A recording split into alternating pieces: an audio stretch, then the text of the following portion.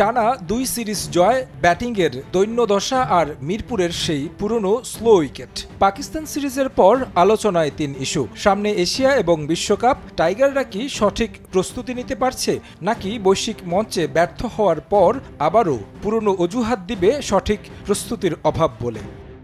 Low scoring 2 match জিতে টানা 2 series নিজেদের করেছে বাংলাদেশ। তৃতীয় ম্যাচে টাইগারদের একাদশে ছিল 5 পরিবর্তন, যা বিস্মিত করেছে সাবেক অধিনায়ক খালেদ মাসুদকে। তার মতে পরীক্ষা নিরীক্ষার চেয়ে দলের আত্মবিশ্বাসের জন্য জয়টা ছিল গুরুত্বপূর্ণ। গত ম্যাচটা জিতলে পরে আরও বেশি ভালো হতো। বেশ কিছু জায়গায় হয়তো অনেক ল্যাকিং, টিমের 11 জন সিলেকশন থেকে শুরু করে পারফরমেন্স সব কিছু মিলায় আমার মনে হয় যে পুরো ম্যাচটা আমার মনে হয় যে সিরিজটা কিন্তু পুরো 3-0 করা যেতে পারতো। এই ধরনের ম্যাচগুলো জিতলে পরে টিমের মধ্যে আমার মনে হয় যে একটা হেলদি কনফিডেন্সটা আসে টিমের প্লেয়ারদের মধ্যে। বোলিং ডিপার্টমেন্ট ভালো করেছে পুরো সিরিজেই। আমি বলবো যে শ্রীলঙ্কাতে, বাংলাদেশে ব্যাটিং কিছু ভালো ইনিংস দেখা গেছে, যদিও লো স্কোরিং গেম, বাট তারপর আমি হ্যাপি যে টিম অ্যাটলিস্ট একটা রিদমে আসছে।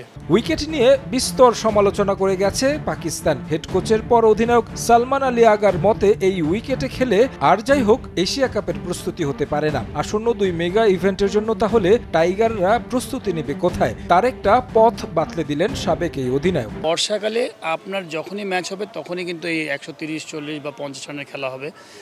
এখান থেকে আপনি বেরিয়ে আসতে পারবেন না। বাট আমি মনে করি এই উইকেটে খেলে বাংলাদেশের ইমপ্রুভ হবে না। বর্ষাকালের সময় বাংলাদেশ টিমে কোনো হোম খেলা উচিত না।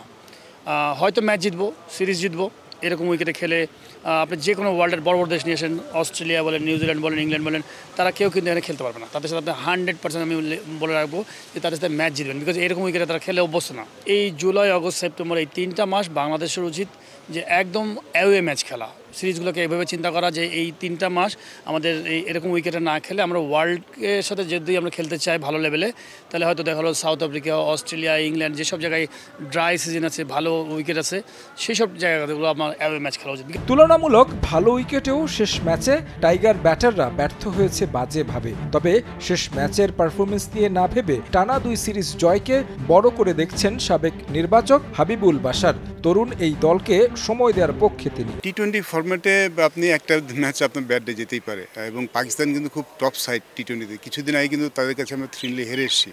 সো আমরা যে 2-1 জিতেছি আমাদের সেদিকেই ফোকাস করা উচিত। তা আমরা নেগেটিভ দিকটাতে ফোকাস না করে আমার কাছে যদি আপনি জিজ্ঞেস করতেন 2টি ম্যাচ জিতেছি তাহলে আমার খুব ভালো লাগতো। আর হারা ম্যাচ আমাদের কালকের দিনটা ভালো ছিল না, আমাদের ব্যাটিংটা আমরা ভালো করিনি, but it can happen. But খুব important, Bangladesh back to back 2টি টি-20 সিরিজ জিতেছে। ভুল শুধরে নিয়ে জয়ের এই ধারা টাইগাররা সামনে অব্যাহত রাখবে বলে প্রত্যাশা সাবেকদের। তারেক হাসান শিমুল, সময় সংবাদ, ঢাকা।